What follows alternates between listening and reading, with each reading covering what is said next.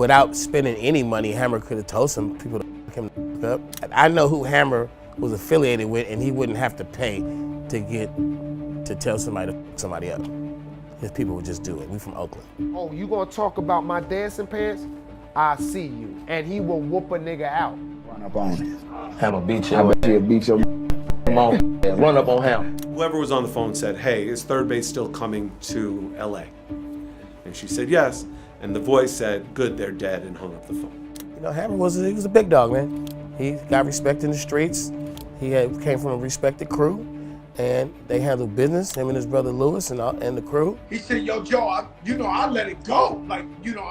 His entourage was something like I never seen in my life. Like, it was literally more than 100 people, probably. That's actually how he... But it was girls, guys, gangsters, dancers. Everybody.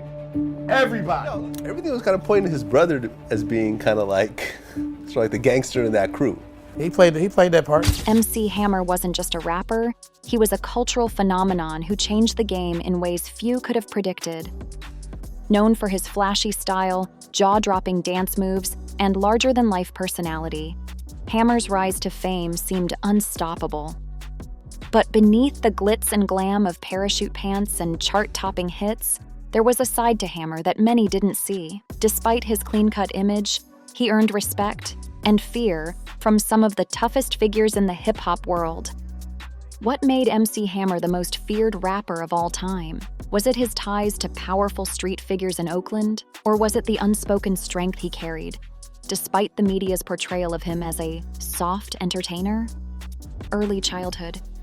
Stanley Kirk Burrell, the youngest of 8 children, was born on March 30th, 1962, in Oakland, California. His father was a professional card player and managed gambling casinos, while his mother worked as a secretary. Despite their efforts, the Burrell family faced financial hardship. Following his parents' separation, Stanley and his siblings were raised by their mother. They experienced poverty, residing in a small 3-bedroom home in an East Oakland housing project. In this cramped environment, Stanley shared a room with 5 of his siblings. Hard to want to be more than just a nobody in life or be more than just another drug dealer or something like that. It's very, very tough to live in that type of an environment and survive. To run away from his date. Stanley sought escape from his daily hardships by frequenting parking lots in Oakland, where he and his friends would dance to beatboxing rhythms. When not dancing, Burrell and his companions resorted to selling baseballs for $2 apiece to make ends meet. This is where I learned to play basketball and football right here at Brookdale Park. And as you can see, it's still no dogs allowed. Besides playing with friends, young Hammer also wrote poetry and tried to emulate some of the idols that he saw on TV, including the legendary James Brown. At the young age of 11, were noticed by Oakland's athletics team owner, Charlie Finley, after he saw the 11-year-old doing splits in the Oakland Coliseum parking lot. After his dance, Finley identified him as the owner of the ball club and approached him. He said, "Mr. Finley, could you take me into the game as your guest?" Finley responded, "Yes, I'd be glad to, and I get pretty well acquainted with the Hammer." Finley saw the fire burning in Burrell's eyes and knew right there that he was going to be someone to put his flair and good energy to use. Charlie hired him as a clubhouse assistant and a bat boy. The truth of the matter is that his brother, Louis Burrell Jr., was the bat boy while Stanley's job was taking calls and doing play-by-play for the A's center owner during every summer game. For the next 7 years, Hammer would be Finley's eyes and ears, and it would also be the time when Stanley would get his infamous nickname, which would very soon become a nationwide phenomenon. Because of my resemblance when I was very small to Hank Aaron, the Big Hammer. So everyone was calling me the Little Hammer. The guys on the Oakland A's when I was the bat boy for the Oakland A's. And I kept the name. So everybody knows me as Hammer. Hammer. I am Hammer. Neither did the MC in his later years come out of nowhere. He acquired the name MC for being a master of ceremonies, which he later used when he began performing at various clubs while on the road with the A's. During this time, he defended a lot of Oakland's A's players, the same ones who would later play a crucial role in his career. From baseball dreams to musical ambitions. In 1980, Burrell finished his studies at Ammons High School. He then opted to commence undergraduate courses in communications, while also striving for a career as a professional baseball player. During this period, Stanley enjoyed dancing and composing poetry as pastimes, and his sole aspiration was to play baseball professionally. I thought that I wanted to be a professional baseball player, and I thought that the attention that they received and, you know, the things that came with being a star athlete was really the Sadly, his baseball aspirations ended abruptly when he didn't make the final roster at a San Francisco Giants tryout. Disillusioned and uncertain about his future, Hammer found himself adrift. Having grown up in a difficult environment, he observed many of his peers achieving financial success through drug dealing. Stanley briefly considered this path, but ultimately decided he was meant for a different destiny. Oakland, one of 8 kids, in a neighborhood that somebody just described to me that now looks like the streets of Beirut. Crime, drugs. Why don't you think you went that way? Were you ever tempted to go that way? Was I ever tempted? I would say that anybody who grew up on my block had to be tempted. This realization made him enlist in the United States Navy, where he served as a petty officer, third-class aviation storekeeper for 3 years, until honorable discharge. After completing his term in the Navy, his love for music and religion resurfaced. Before gaining a successful streak, he first started a Christian rap group with singer and musician John Gibson called the Holy Ghost Boys. Along with Chain Hawkins, Hammer performed with Gibson's band at concerts in different venues, including the Beverly Theater in Beverly Hills. The group, unfortunately, went nowhere, and after releasing a couple of songs, the squad disbanded. Hammer decided to take destiny into his own hands and called up 2 of Oakland's A's players, Dwayne Murphy and Mike Davis. He asked for a loan of $20,000 to start his own record label. Surprisingly, they agreed. In 1986, MC Hammer founded the record label Bust It Records. He headed to the streets, where he recruited rappers, DJs, and dancers.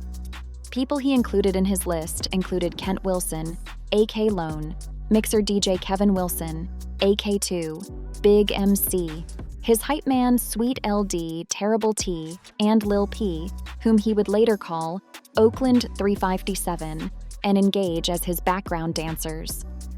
Hammer was demanding and focused, running marathon rehearsals to take his act to a new level.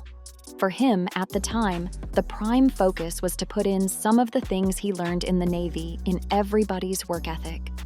He once commented, "We have to keep our organization disciplined because we have goals, and in order to achieve those goals, we have to be disciplined." I don't want to ever have to call somebody's mother or father and say, "I got bad news for you. They found your daughter this morning dead on 10th Street about 4 o'clock. I think the first question from that parent mind would be, "Hammer, I let my daughter go with you. What was she doing out at 4 o'clock in the morning on 10th Street?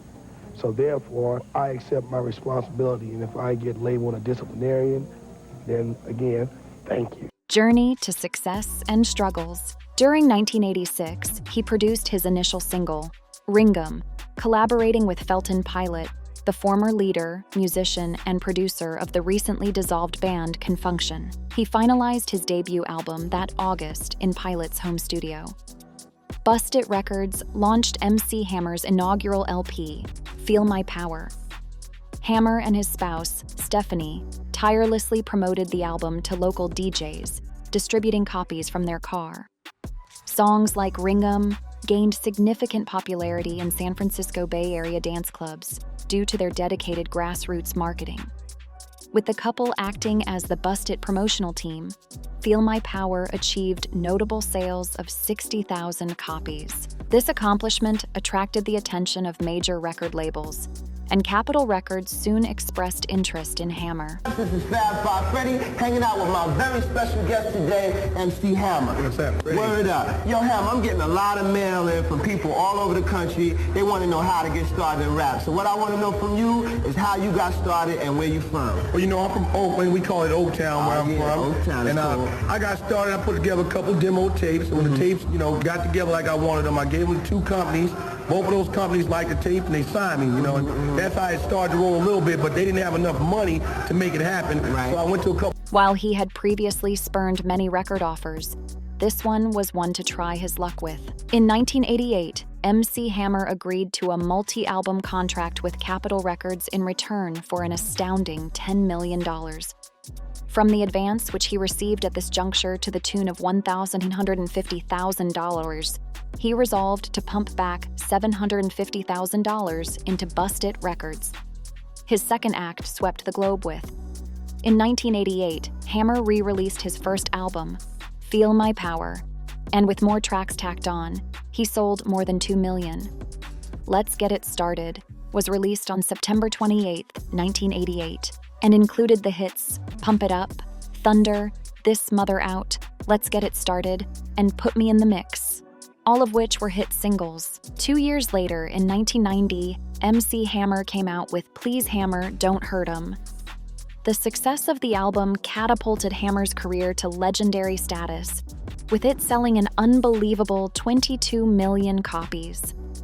It's hard to overstate how popular MC Hammer was at the time, everywhere from music videos to commercials, movies, and even cartoons. Hammer was everywhere.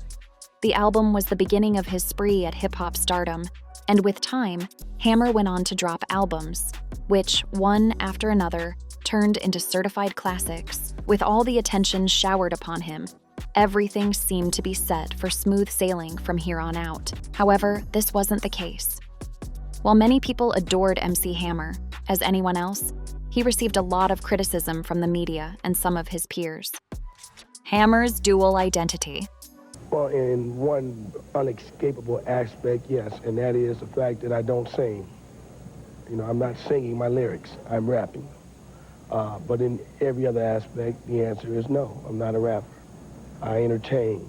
I say that in not meaning any disrespect to other rappers or other rap artists, just saying if you want to continue to say what you is pure rap and so forth, okay, you have that, you can have that. You take the Chevrolet, I'll take the Mercedes.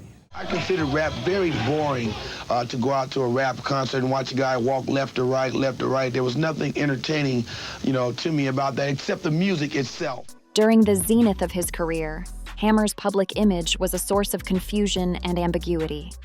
His wholesome appearance and meticulously planned dance moves did not align with the conventional perception of a hip-hop artist, particularly one with a tough persona.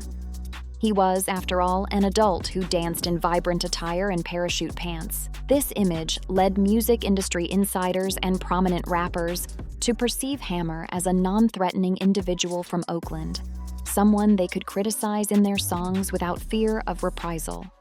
However, this assessment proved to be inaccurate, as Hammer, despite his mode of self-expression, was not easily intimidated.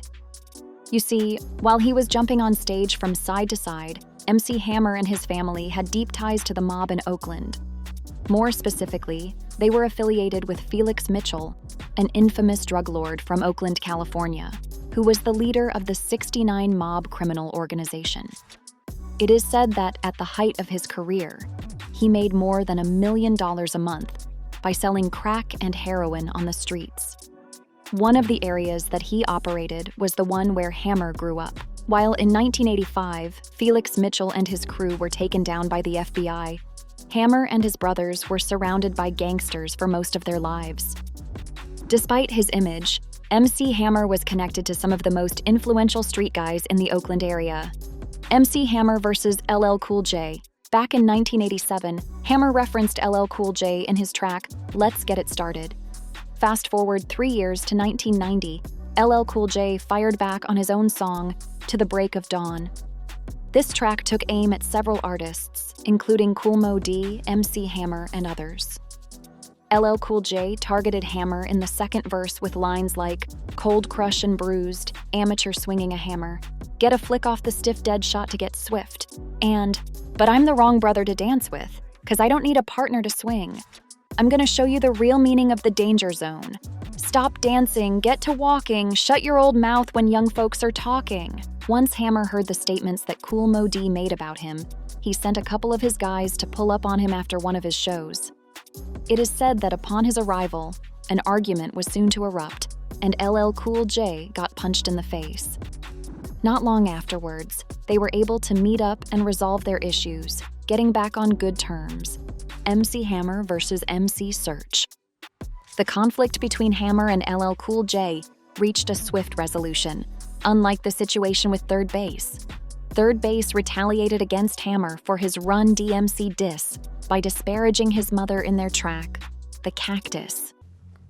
And Hammer disses Run DMC and says that he wasn't hitting in New York, his videos dissing running them.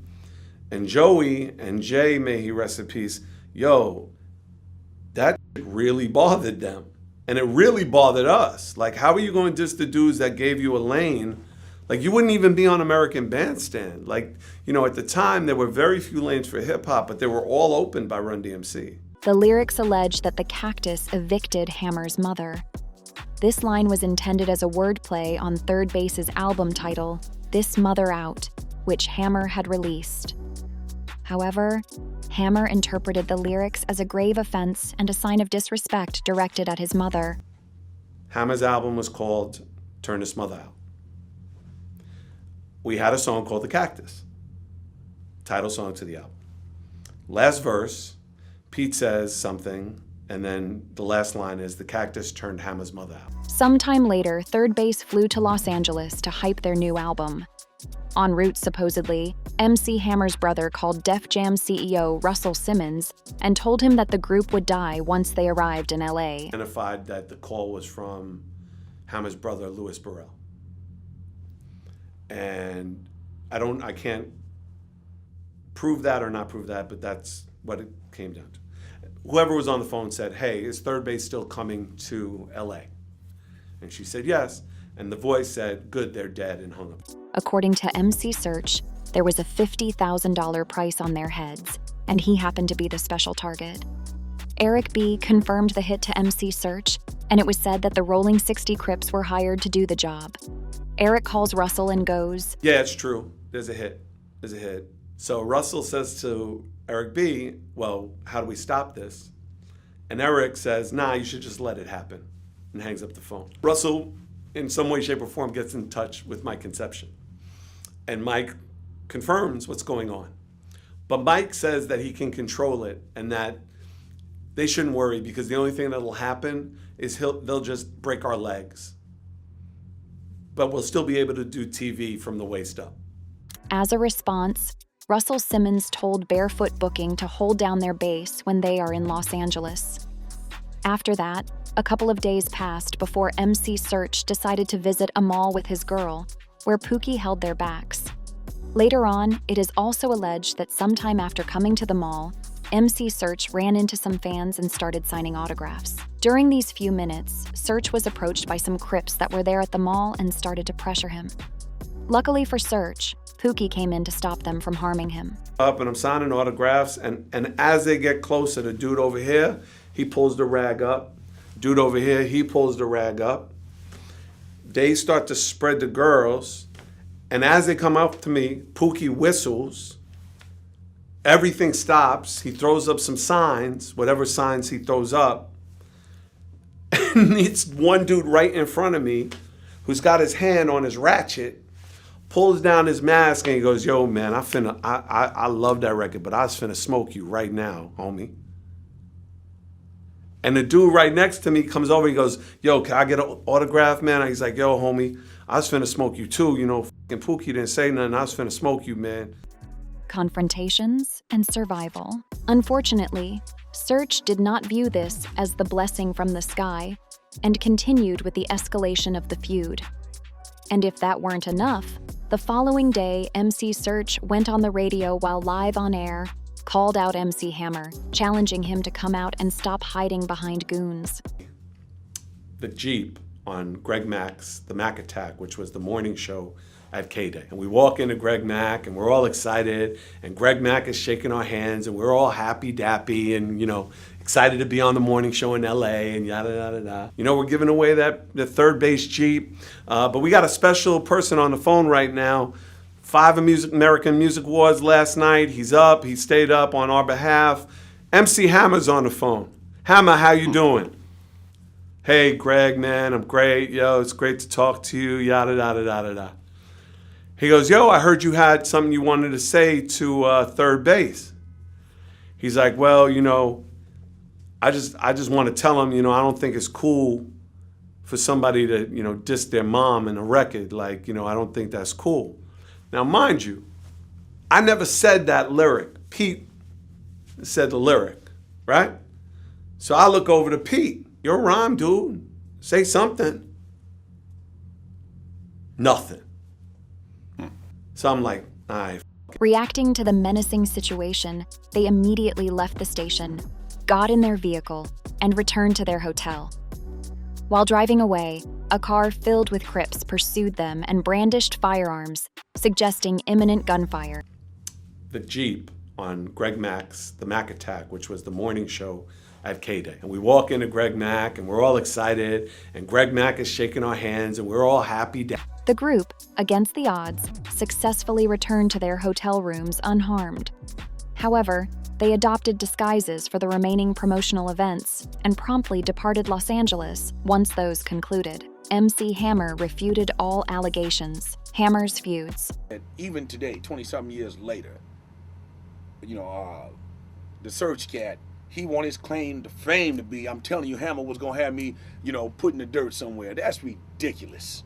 I mean, it's ridiculous that you want that to be your claim to fame. But when you only sold about 300,000 records, you gotta grab something. From Ice Cube to Redman. Back in 1991, Ice Cube dropped the video for his track, True to the Game. It included a scene with a rapper transitioning from hardcore attire into a flashy red sequin outfit, symbolizing a sellout move from hip-hop to pop. The resemblance to MC Hammer was undeniable, and as expected, Hammer wasn't about to let it go unnoticed. One day, Hammer was in his hotel room when suddenly the person he was on the phone with informed him that they saw Ice Cube at Roscoe's in Hollywood. He and his entourage jumped in their cars and arrived at the spot only a couple of minutes later. They caught Ice Cube as he was leaving the establishment and started questioning him about the video. Allegedly, Hammer told Cube to never let that happen again, and he replied, "No, sir, that won't happen again." On the other hand, Redman met up with MC Hammer in 1992. Redman made the album, What the Album? And on the intro, Funky Uncles, we can hear two people speaking about MC Hammer. They start with one saying that she likes him a lot. The other one just keeps telling her, "I don't know what you see in him. He ain't want." He continues to say, "Your mama ain't, your daddy ain't nobody." Neither did MC Hammer take this one lightly. He had to get himself there when he knew that Redman was in town. I say, listen to my first album. When I did the skit, and I was like, you know what? That goddamn MC Hammer, him, his mama, and the whole nine. That nigga came up to me on MTV Cribs on the last episode they had where everybody out on, not MTV Cribs, sorry about that. Thanks for tuning in. If you liked what you saw, be sure to hit that like button, leave a comment, and subscribe for more awesome content. Don't forget to watch the next video popping up on your screen right now. See you next time.